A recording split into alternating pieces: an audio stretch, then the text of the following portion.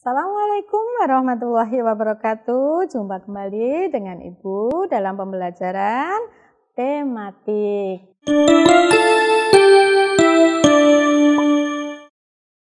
Saat ini kita akan mempelajari tentang tema 7 subtema 1 dalam pembelajaran yang 5 dan 6. Pada pembelajaran kita kali ini kita akan mempelajari tentang memahami gerakan berlari di air dan mengelompokkan karakter individu. Terakhir, menemukan isi fabel. Pembelajaran yang kelima. Pembelajaran yang kelima kita bermain kucing dan tikus di air. Mari kita amati anak-anak. Nah, gambar di sini menunjukkan anak-anak yang sedang bermain di air. Ingat, airnya yang dangkal. Kalian lihat? Oh, anak-anak bermain dengan sukacita. Anak-anak permainan ini bertujuan untuk mengembangkan kecerdasan sosial. Cara bermainnya, anak-anak berpegangan tangan membentuk lingkaran, lalu ada satu anak sebagai tikusnya. Di mana tikus berada? Tikus ada di dalam lingkaran.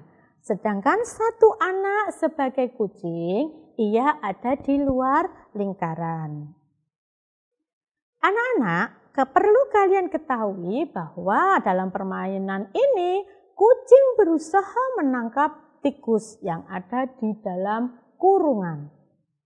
Nah, anak-anak yang berpegangan tangan yang membentuk lingkaran mempertahankan tikusnya agar tidak dapat digapai oleh si kucing. Cara permainannya seperti itu. Seru bukan? Nah, perlu kalian ketahui berlari di air itu merupakan bentuk olahraga di air. Berlari di air dapat dilakukan sambil bermain. Misalnya ya permainan itu tadi, bermain kucing dan tikus di air.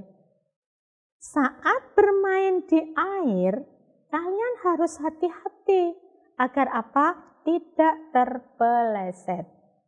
Sekarang perhatikan gambar berikut. Nah, ini adalah gambar berlari di air. Perhatikan gerakan kakinya, gerakan tangannya seperti itu. Ingat, hati-hati supaya tidak terpeleset. Oke, kita lanjutkan anak-anak. Sekarang materi selanjutnya mengelompokkan karakteristik individu. Mengelompokkan karakteristik seseorang dapat dilakukan berdasarkan ciri fisiknya atau kegemarannya.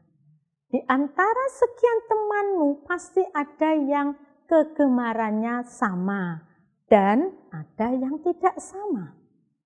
Mungkin ada yang gemar bermain bola, ada yang gemar menari, ada yang gemar bersepeda, ada yang gemar membaca, dan sebagainya. Tetapi walaupun berbeda kegemaran, kalian harus tetap hidup rukun. Sekarang mari kita berlatih lagi. Berilah tanda centang untuk perilaku yang menggambarkan kerukunan dan berilah tanda silang untuk perilaku yang tidak menggambarkan kerukunan. Ibu punya gambar seperti ini. Gambar yang pertama, Edo sedang bertengkar dengan temannya. Kemudian gambar yang kedua, keluarga Siti yang hidup rukun. Gambar selanjutnya, teman-teman Siti berkumpul di rumah Siti dengan bermain bersukacita, menunjukkan seperti ini semuanya berwajah gembira. Gambar selanjutnya, Edo sedang berebut mainan. Nah, untuk gambar yang pertama, apakah itu menunjukkan kerukunan anak-anak? Bagus, bukan menunjukkan kerukunan karena bertengkar. Kemudian gambar yang kedua, apakah itu menunjukkan kerukunan? pinter. Mari kita centang gambar yang kedua. Sekarang gambar yang ketiga. Bagus sekali, centang lagi karena menunjukkan kerukunan. Sekarang gambar yang keempat. Nah, kita beri tanda silang karena bukan menunjukkan kerukunan. Kalian sudah paham anak-anak?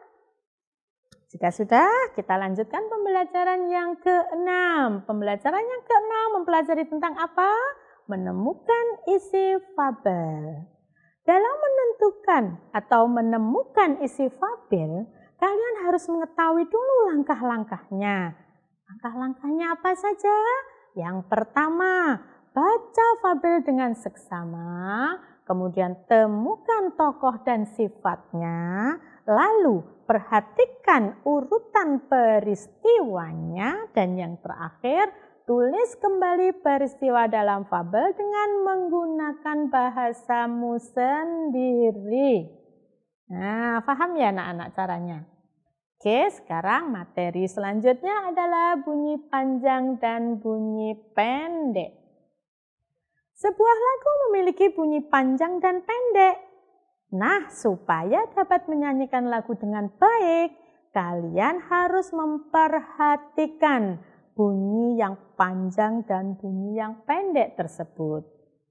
Bunyi dapat dikatakan pendek jika hanya terdiri dari satu hitungan. Tetapi bunyi dikatakan panjang jika terdapat dua hitungan atau lebih. Sekarang mari kita bandingkan bunyi panjang dan bunyi pendek. Sekarang bunyi panjang, contohnya apa? Kalian paham apa enggak ini anak-anak? Bagus, bunyi yang panjang itu misalnya bunyi jam beker. Kita tahu kalau jam beker itu kalau tidak dihentikan dia akan berbunyi terus. Ya, sekarang contoh bunyi yang pendek. Apa tadi? Tadi sudah, di atas sudah. Apa? Ya, bagus. Bunyi kentongan. Karena apa? Kalau dipukul hanya sekali pukulan. Kalau tidak dipukul berapa kali, itu tetap namanya bunyi yang pendek. Meskipun dibunyikan terus-menerus. Oke? Baik, demikian pembelajaran 5 dan 6. Kita akhiri, mudah-mudahan kalian paham. Ingat, jika belum paham, minta penjelasan dari orang tua kalian dan kakak-kakak kalian. Sampai jumpa. Assalamualaikum warahmatullahi wabarakatuh. Tetap memakai masker, jaga jarak, dan selalu mencuci tangan. Bye-bye.